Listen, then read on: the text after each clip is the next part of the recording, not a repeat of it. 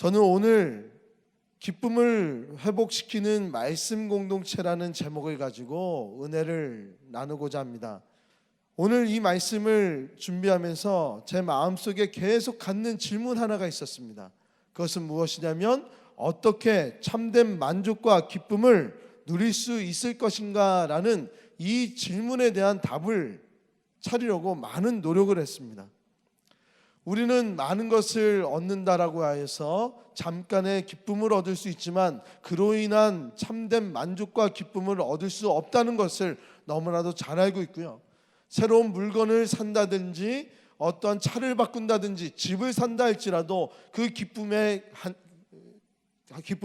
유한하여서 언젠가는 끝나게 됩니다. 어떻게 하면 참된 만족과 기쁨을 누릴 수 있을까?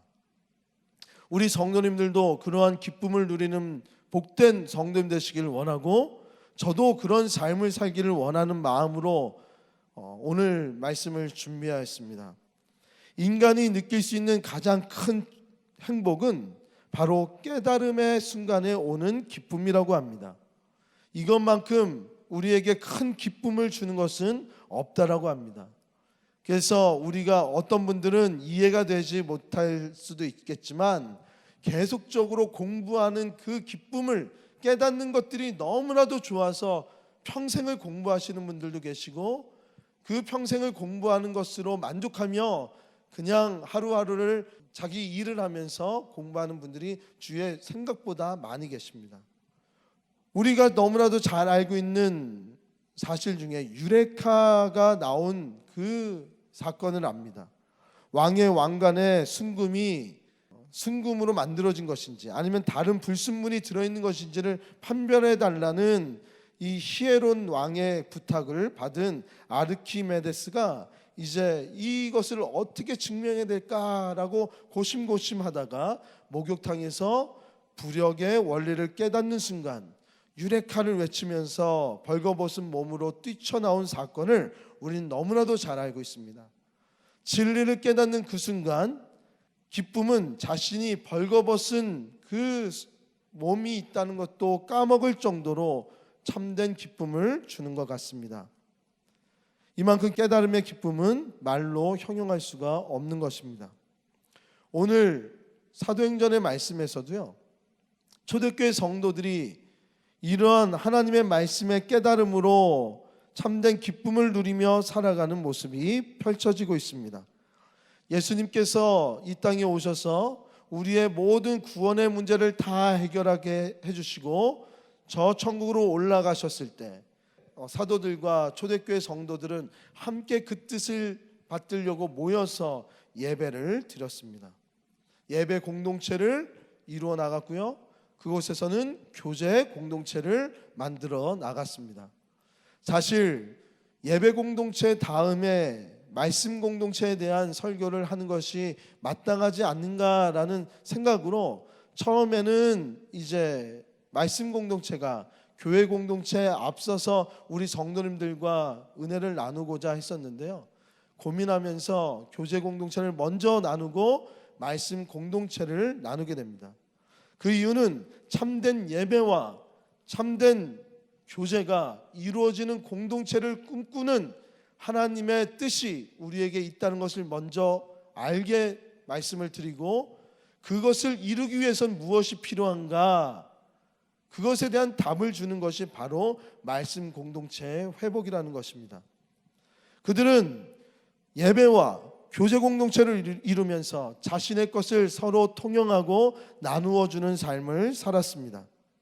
사도행전 2장 42절의 말씀에 그들이 사도의 가르침을 받아 서로 교제하고 떡을 떼며 오로지 기도하기에 힘썼다라는 이 말씀의 표현이 있습니다. 이 말씀 중에 저는 그들이 사도의 가르침을 받아라는 이 구절을 조금 더 집중해서 보기를 원합니다. 예수님의 제자들은 사도의 가르침을 받은 자들이었습니다. 사도의 가르침은 무엇입니까? 예수님께서 하나님 나라에 대한 말씀을 가르쳐 주시고 그 하나님 나라가 어떻게 회복되어질 것인가에 대한 그 순간순간마다의 말씀과 지혜와 삶의 모습을 통해서 가르치셨던 모든 것들을 말합니다.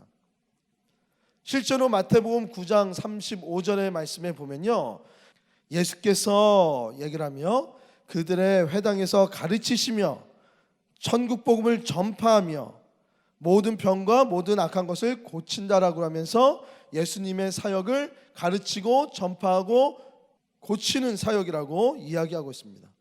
사실 우리 이제 시은속교에서 제1기 제자훈련이 이제 시작이 되는데요, 바로 이 뜻을 받아들여서 가르치는 일과 전파하는 일과 고치는 사역자가 되기 위해서 우리 교회는 제자훈련을 시작합니다. 예수님의 이러한 많은 사역들, 가르치는 일들, 전파하는 일들, 그리고 고치는 일들 모두가 사도들이 가르쳤던 내용들이라는 사실입니다. 우리는 하나님의 말씀을 배운다라고 하니까 말씀을 읽고 깨닫고 그것으로 손을 놓고 끝나는 것이 말씀을 받아 누리는 삶이라고 생각되어질 수 있지만, 사도들이 가르쳐줬던 예수님이 하나님 나라에 대해서 이야기하며 가르쳤던 모든 것들은 말씀에 대한 가르침과 그 말씀에 대한 복음 전파하는 일과 고치는 모든 일들을 다 가르쳐 주셨다는 사실입니다. 우리의 말씀 공동체는 바로 이러한 말씀을, 하나님 나라의 말씀을 배우는 자들입니다. 예수님께서는 사도들에게 하나님 나라를 회복시키고자 그들을 가르쳤던 것입니다. 이제 예수님이 없는 그 자리에 초대교회 성도들은 예수님을 대신하여서 그 가르침을 받은 사도들이 초대교회 성도들에게 이와 동일한 것을 가르쳐주고 있습니다. 우리는 여기서 하나 잘 알아야 될 것이 있습니다. 사도들의 가르침은 성경만이 아니라는 것입니다. 하나님 나라를 회복하는 일, 그 모든 전파하는 일, 고치는 일 모두를 포함하고 있다는 사실입니다. 그리고 그들은 가르치는 일에 대해서 가르침을 받았다라고 나타납니다. 그들이 사도의 가르침을 받았다는 것입니다. 여기서 동사가 무엇입니까? 그들이 사도의 가르침을 받았다. 동사는 받았다는 것이죠. 그들이 받은 거예요. 뭘 받았어요? 사도의 가르침을, 말씀을 받은 거예요. 가르치는 거에 포커스가 아니고요, 받은 거에 포커스가 있는 말씀입니다. 그들은 예수님의 구원의 사건을, 십자가의 사건을 다 봤습니다. 그리고 증인으로서 살아갈 수 있는 그런 능력을 갖췄습니다. 왜냐하면 그 사건을 보았으니까요.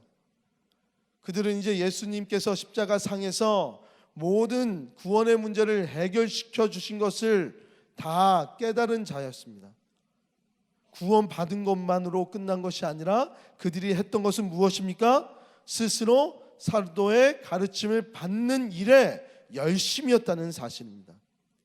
즉 구원받은 자들은 구원받은 것으로만 끝나는 것이 아니라 구원받은 것으로 만족하며 살아가는 것으로 모든 기쁨을 누리며 살아갈 수 있는 것이 아니라 하나님의 말씀을 배움을 통해서, 받아 누림을 통해서 우리 마음속의 영적인 허함과 기뻐하지 못함과 참된 구원의 완성을 이곳에서 이룰 수가 있다는 사실입니다.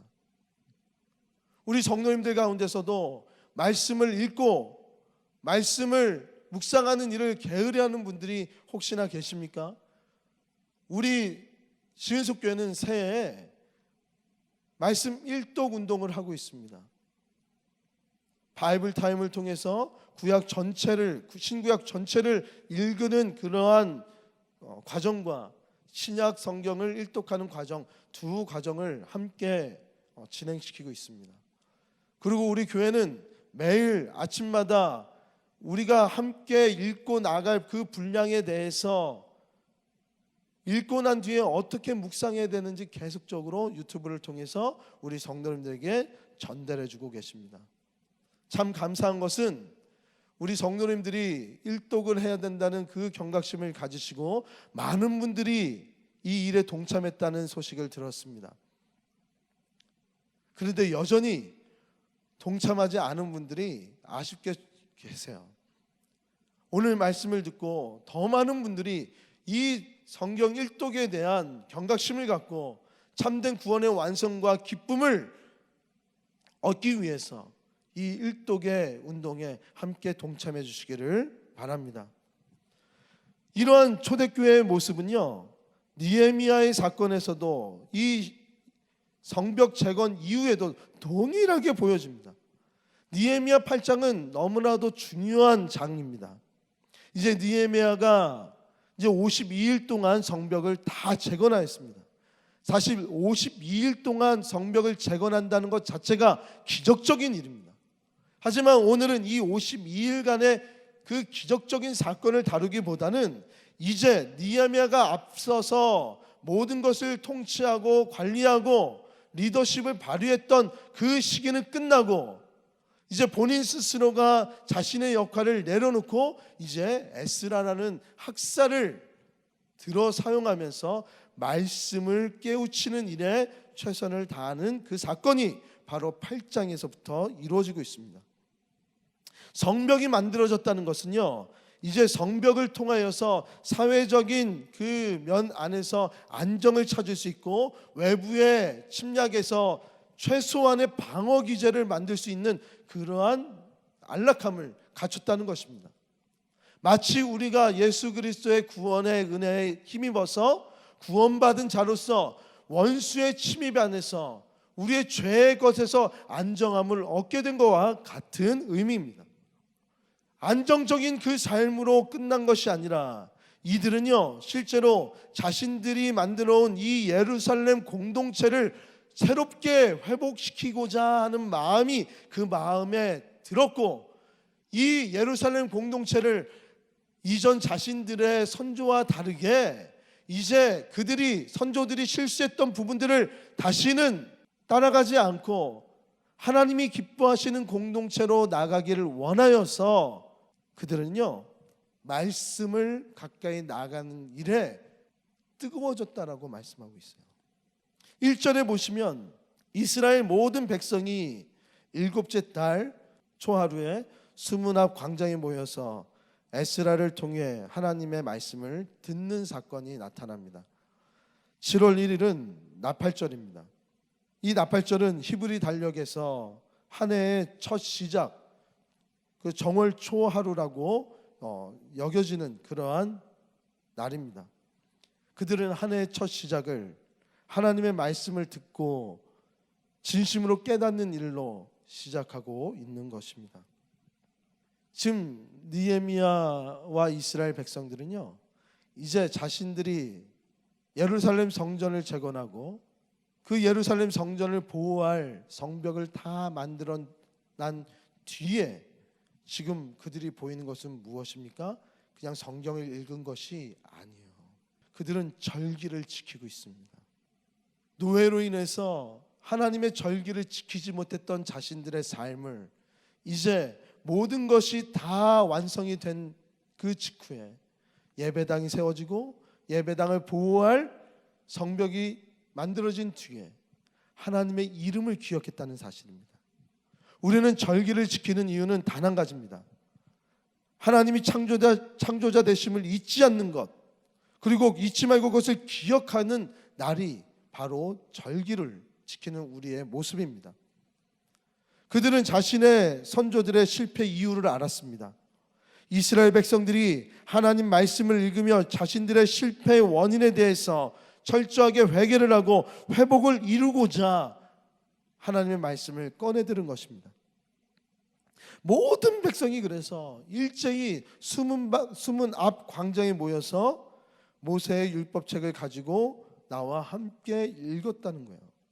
하나님 나라를 이루고자 하는 갈망이 있는 백성들은 반드시 어떤 식으로 이 나라를 이끄시는지에 대한 하나님 말씀을 갈망하게 되어 있습니다. 자신들을 보호할 것으로, 자신을 구원할 것으로만 만족하는 것이 아니라 이제 온 백성들을 말씀으로 깨우치며 보호해주고 구원해주는 것으로 충족시키지 못했던 우리의 마음에 참된 기쁨과 안정과 모든 것을 이룰 수 있는 참된 힘을 채워 나가고 있다는 사실입니다. 초대교회 성도들도 느헤미야 때 백성들과 똑같이 구원받은 것으로만 끝나지 않았다는 사실이에요. 구원받은 자는, 예수님을 구주로 섬기는 자는 반드시 그것으로 만족되어지지 않는 그 무언가를 느끼게 되어 있습니다. 그것은 바로 말씀으로 통한 영적인 회복이에요. 그것이 있지 않고서는 참된 회복은 일어날 수가 없습니다. 우리가 회복되어야 될 것이 바로 이러한 모습입니다. 하나님께서 우리를 코로나로 인해서 격리하게 하셨고 오직 하나님만을 바라보게 하셨을 때 우리가 해야 될 것은 무엇입니까? 구원받은 자로서 구원의 확신과 함께 말씀을 진심으로 읽으며 그것을 받아 누리고자 하는 열의를 우리가 갖고 이 말씀을 대해야 된다는 사실입니다. 오늘 느헤미야 3절의 말씀을 보면요, 새벽부터 정오까지 6시간 이상을 하나님의 율법책에 귀를 기울였다고 합니다. 우리는 말씀을 들을 때 굉장히 지루함을 느낍니다. 한 장을 읽을 때도 내가 너무나도 바쁘게 생각하는 그 일들이 떠올리면서 한 장을 넘기기도 전에 나의 몸은 다른 곳으로 가여 있을 때가 너무나도 많습니다. 하나님의 말씀을 몰입하여서 볼 수 있는 시간들이 내 삶 가운데는 많이 존재하지 않는 것이 우리의 현실들 아닙니까? 너무나도 바빠서 해야 될 당장의 일들이 너무나도 많기 때문에 우리는 구원받은 것으로만 만족하고 그 이후의 모든 일들에 대해서는 등한치 않은 채 공허함이 생기다 보니까 구원받은 자로서 은혜를 입었지만 여전히 공허하고 그 공허함 때문에 세상에 눈을 다시 돌리고 그 안에서 다시 죄를 짓는 일들이 계속 반복되어지는 것이 우리의 모습들 아닙니까? 그래서 결국에는 구원받은 자로서 하나님께서 주신 기쁨의 은혜를 우리는 누리지 못한 채 그냥 하루하루를 살아가고 있는 것 같아요. 이스라엘 백성들은요, 하나님의 백성을 듣고자 하는 열심, 하나님의 말씀을 배우고자 하는 그 특심이 불타올랐습니다. 말씀을 전하는 학사 에스라와 레위인들은 하루에 6시간 동안 이 말씀을 읽는 것을 잘 준비하였습니다. 계속해서 6시간 동안 끊이지 않게 이 말씀이 선포되어질 수 있도록 준비를 한 거예요. 이것만이 아니에요. 듣는 사람의 마음도 잘 준비돼서 나왔다는 것을 우리는 볼 수 있습니다. 그들은 말씀에 대한 뜨거움이 있었습니다. 말씀이 외쳐질 때마다 그들은 아멘 아멘 하였습니다. 하나님은 우리의 구주시고 그 말씀대로 이루어 나가기를 원합니다라고 하면서 그 뜻대로 되기를 소망합니다. 아멘 아멘 아멘. 스무나 광장은 아멘 소리와 함께 하나님의 말씀의 봉독과 아멘 소리가 뒤엉켜서 놀라운 그러한 역사의 장소가 되었습니다. 우리는 어떤 일을 시작할 때, 어떤 일을 마무리하면서 새롭게 시작을 하고 우리가 쓰러져서 모든 것을 털어버리고 하나님 앞에 다시금 나아갈 때 우리는 무엇을 해야 합니까? 바로 말씀으로부터 새롭게 시작해야 된다는 사실입니다. 새로운 일을 행할 때 먼저 하나님의 말씀을 듣는 일이 회복되어야 우리 삶에 참된 부흥의 역사가 일어날 수 있다는 사실입니다. 말씀 없이는 결단코 부흥은 없습니다. 결단코 하나님의 뜻을 이룰 수 없게 된다는 것입니다. 우리 한국교회가 세계교회에서 유례가 없이 참 많은 발전이 있지 않았습니까? 그 발전에는 무엇이 있었습니까? 우리는 옛날에 사경회다 부흥회다 그러면 심리 40리를 멀다 하지 않냐고 아이를 들쳐업고 6시간씩 5시간씩 아침에 예배를 드리고 그곳에서 계속 기도하고 말씀 보고 있다가 저녁 집회까지 다 예배를 드리고 돌아오는 일이 허다했다는 그러한 우리 믿음의 1세대들의 이야기들을 저는 영화처럼 동화처럼 건네받은 자들입니다. 평양의 장대현 교회에서 부흥회가 일어났을 때 1000여 명의 그 성도들이 함께 모여서 함께 예배를 드리는 일에 특심했다는 그 사건을 우리는 기억해야 합니다. 우리 민족은 말씀에 대한 열정이 대단한 교회입니다. 그래서 다른 나라에서 없었던 새벽 기도가 있었고요. 특별 새벽 기도회가 있어요. 다른 나라에서는 이해를 못합니다. 왜 이렇게 맨날 모여서 말씀을 듣고 기도하고 그렇게 하냐고.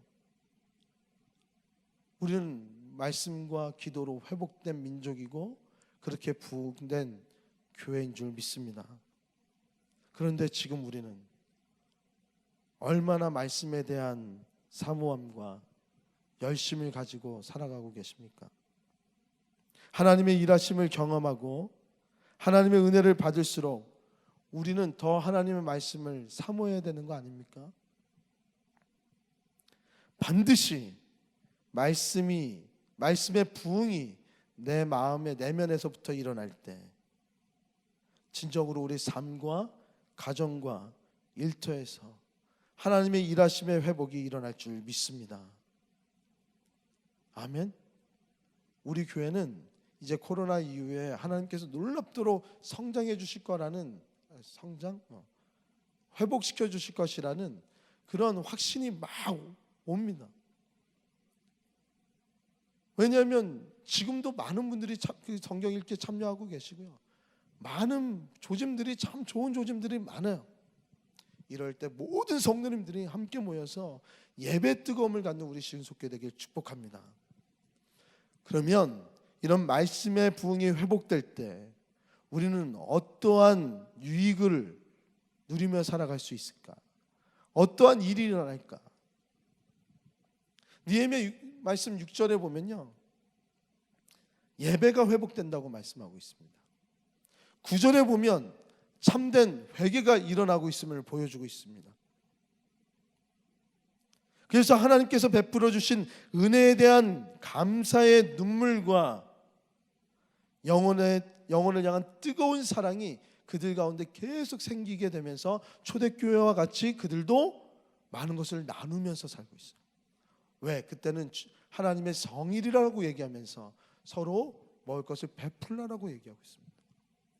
10절의 말씀 보니까요, 이날은 주의 성일이니 근심하지 말라. 기뻐하라는 거죠. 여호와로 인하여 기뻐하는 것이 너희의 힘이니라. 말씀을 읽었더니 근심이 여호와의 기쁨, 여호와로 말미암아 기쁨으로 변하고 그 근심 가운데서 기쁨으로 바뀌는 것이 우리 믿는 자의 힘이 된다라고 말씀하고 계세요. 사도행전 초대 교회도 이와 동일한 거 아닙니까? 사도의 가르침을 받아 그들은 무엇을 했습니까? 서로 교제하며 떡을 뗍니다. 근데 떡을 뗀 그 대상이 누군지 아십니까? 노예와 그 주인, 그리고 유대인과 이방인, 남자와 여자, 결단코 이 모두가 서로 함께할 수 없고 섞일 수 없는 자들이 한데 모여서 예배드렸던 것이 초대교회입니다. 하나님의 말씀이 있었더니 그들은 절대 용서할 수 없는 자들을 용서하며 함께 자리를 할 수 없는 노비와 주인이 함께 떡을 떼며 식사할 수 있는 일들이 일어났다는 사실이에요. 참된 예배 공동체는, 참된 교제 공동체는 이 말씀의 선포와 말씀을 받아들일 때 놀랍게 일어난다는 사실을 우리는 이 초대교회를 통해서 바라볼 수가 있게 되는 것입니다. 근데 이런 초대교회의 모습이 우리 한국교회 기독교 역사에 동일하게 있었다는 것, 동일하게 일어난 사건이 있습니다. 참 한국교회가 복된 교회다라고 이 일을 좀 소중하게 여겼으면 좋겠어요. 저는 뭐냐면 전북 김제에 가면 금산이라는 교회가 있습니다. 우리 성도님들은 꼭 한번 휴가 때 이 금산교회를 다녀오셨으면 좋겠어요. 남장로 출신의 테이트 선교사가 김제 용화마을, 지금 금산교회가 있는 그 마을에 처음 도착을 했습니다. 그곳에서 마방 주인인 조덕삼이라는 사람을 만납니다. 그곳에서 조덕삼이라는 사람은 그 지역의 유지였다라고 합니다. 그래서 그곳에서 예수님을 믿게 됩니다. 자신의 집에 사랑채를 예배 처소로 내어주면서 그것이 금산교회가 되었습니다. 이곳에서 교회를 내어준 이 조덕삼이라는 사람과 이제 함께 예배를 드리며 좋은 것을 함께 나누기를 원해서 자신들의 노비들을 다 데리고 오고 지역 사람들을 다 예수님께로 전도하는 일에 최선을 다했습니다. 전력을 다했습니다. 그리고 시간이 흐르니까 노비 중에 한 사람이 이자익이라는 노비가 있는데 누구보다 더 열심히 있고 하나님에 대한 깊이 있는 깨달음이 있으며 체험을 하다 보니까 이 둘이 한 팀이 되어서 복음 전파하는 일을 굉장히 열심히 했다고 합니다.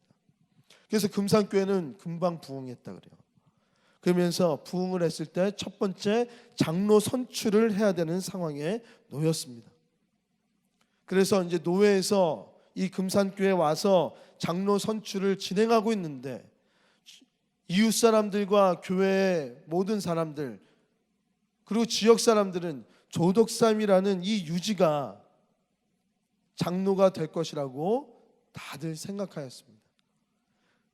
그리고 마침내 장로 선출이 끝나고 투표 결과가 나왔을 때 주위에서 웅성웅성거리기 시작했습니다. 그 결과는 노비였던 이자익이 장로가 되었고 주인이었던 조덕삼 씨는 장로가 되지 못했습니다.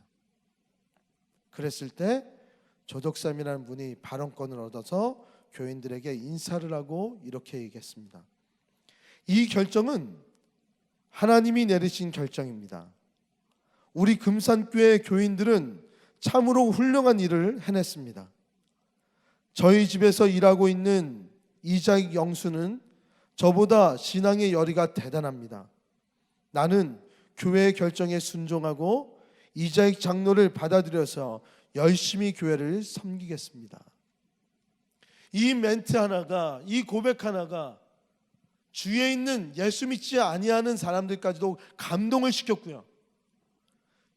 이런 결단으로 인해서 조덕삼 씨는 이자익 장로를 한국교회의 길이 남을 목회자로 세우는 일에도 함께 도우며 섬기겠노라고 헌신을 다짐합니다.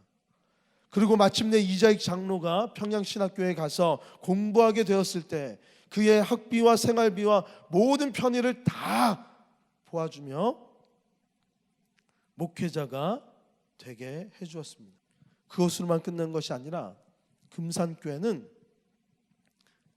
자신들의 2대 목회자로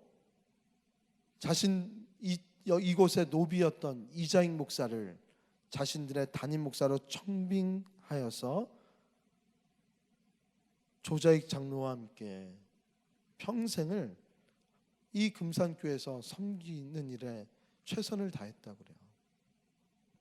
그래서 이 이후에 금산교회는 20여 개의 교회를 개척하는 힘 있는 교회가 되었고, 이자익 목사님은 우리 장로교회 총회장을 3차례나 역임하면서 한국교회 부흥을 이끄는 일에 크게 공헌을 하였습니다. 사랑하는 시은숙교 성도 여러분, 이것이 우리 한국교회의 자랑 아닙니까? 초대교회처럼 노비가 주인이 함께 떡을 떼는 것으로만 끝나는 것이 아니라 주인이 노비를 섬기는 일까지도 마다하지 아니하는 그러한 동화 같고 영화 같은 이야기가 실제로 우리 대한민국 교회 역사에 있다는 것이 자랑스럽지 않으십니까? 이러한 일이 어떻게 일어날까요? 오늘 12절의 말씀에 보면은 모든 백성이 곧 가서 먹고 마시며 나누어 주고 크게 즐거워하니 이는 그들이 그 읽어 들려준 말을 밝히 알미니라. 들은 모든 하나님의 말씀을 밝히 알았기 때문에 그래요. 받아들였기 때문에 그래요.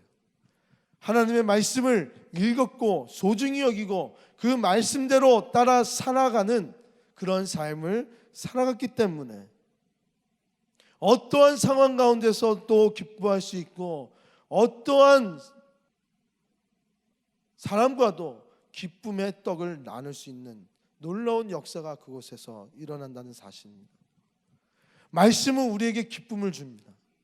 근데 당장 주는 것이 아니라요, 말씀을 받고 그 말씀에 대한 열의로 말씀대로 따라 살아가고자 하는 그러한 희생과 그러한 모습들 가운데서 하나하나마다 하나님께서 주시는 능력과 힘, 그리고 그것으로 말미암아 오는 기쁨을 체험하게 한 것은 나 혼자의 기쁨으로만 끝나는 것이 아니라 이웃을 감동시키고 그것이 하나님을 나타내는 하나님 나라의 힘이 되어서 복음 전파의 일로 이어진다는 사실을 우리는 이 말씀을 통해서 알 수 있는 거 아닙니까? 에베소서 2장 14절의 말씀에 이런 말씀이 있습니다.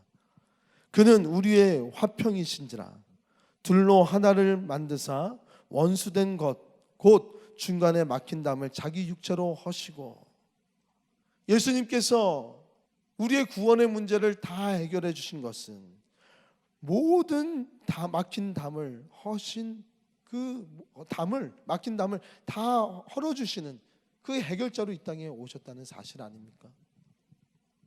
사랑하는 시은속교회 성도 여러분, 마음에 근심이 생길 때, 그 근심이 우리 마음에 들어올 때, 지금 코로나로 인해서 더욱더 경제적인 어려움은 더 많을 것이라고 이야기하고 있고, 코로나 이후에 우리 한국의 사회는 어떻게 갈지, 세계 경제는 어디로 가야 될지 몰라 하는 이때, 불안감이 엄습해오는 이때 우리가 해야 될 것은 무엇입니까? 말씀에 대한 뜨거운 갈망을 하나님 밑에 구하면서 그 말씀이 주시는 기쁨이 무엇인지를 깨달아 우리의 예배에서 참된 회개의 눈물을 흘리는 것이 우리의 삶의 모습으로 가야 될 줄 믿습니다. 근데 희한하게요, 밖에서 흐르는 눈물하고 우리의 회개의 눈물하고 다른 점이 있습니다. 세상에서 흐르는 눈물은 우리를 비참하게 할 때 우리는 눈물을 흘리고, 우리가 억울하게 될 때, 답답하게 될 때, 분하게 될 때 우리는 눈물을 흘립니다. 그 눈물은 해결되어지지 않습니다. 하지만 회개의 눈물은 이 모든 우울함이 아니라, 비참함으로 끝나는 것이 아니라 오히려 기쁨을 회복하게 하는 눈물이라는 사실을 우리는 기억해야 될 줄 믿습니다. 이것이 참된 능력인 거예요. 연약한 가운데서 능력 있는 사람으로 살아갈 수 있는 힘이 바로 이 말씀에 있다는 사실입니다. 제가 이번 금요 비전 기도회 때 우리 중고등부 찬양팀이 찬양을 했고 그들의 이야기를 듣는 시간을 가졌습니다. 그러면서 이 아이들에게, 우리의 다음 세대 자녀들에게 어떤 말씀으로 격려를 할까를 생각하다가 믿음이 무엇인지에 대해서 말씀을 나눴습니다. 믿음은 덕을 세우는 것이고 인내하는 것이고 절제하는 것이고 절제를 통해서 서로 형제의 우애를 하는 것이고 사랑을 나누는 것이라는 말씀이 있습니다. 이 말씀을 꺼내면서 나는 예수님을 구원자로 믿는 것으로만 끝나는 것이 아니라 이 믿음의 덕을 세우는 일에 말씀이 반드시 필요하다는 것을 우리 성도님들도 깨달으셔서